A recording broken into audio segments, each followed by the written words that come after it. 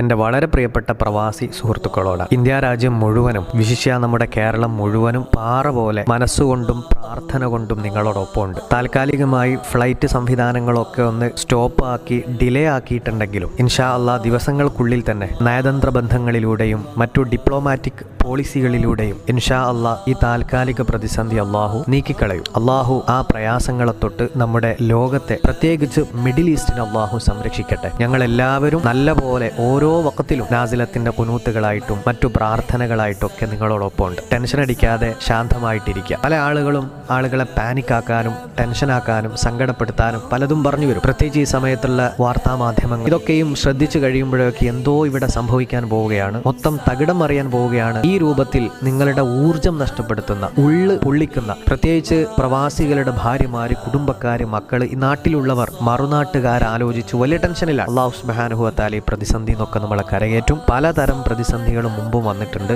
നമ്മളൊക്കെയും നിങ്ങളോടൊപ്പം പാറ പോലെയുണ്ട്. ടെൻഷൻ അടിക്കാതെ അവനവന്റെ പ്രാർത്ഥനകളിലും കർമ്മങ്ങളിലുമായിട്ട് കഴിച്ചുകൂടുക. നിങ്ങളെല്ലാ പ്രവാസി സുഹൃത്തുക്കളും അവരുടെ കുടുംബക്കാർക്ക്, അവരുമായി ബന്ധപ്പെട്ടവരിലേക്കൊക്കെ ഈ വീഡിയോ എത്തിച്ചു കൊടുക്കുക. പലരും കരച്ചിലും ടെൻഷനിലുമാണ്. യാതൊരു ടെൻഷനും വേണ്ട. മനമുരുകി റബ്ബിനോട് ദുആ ചെയ്യുക. അല്ലാഹു സുബ്ഹാനഹു വ തആല ഈ പ്രതിസന്ധി അല്ലാഹു എത്രയും പെട്ടെന്ന് പരിഹരിക്കട്ടെ. ശത്രുക്കളായ അമേരിക്കയുടെയും ഇസ്രായേലിന്റെയും ചതികളെ തൊട്ട് അല്ലാഹു നമ്മുടെ ഉമ്മത്തിന് സംരക്ഷണം നൽകട്ടെ.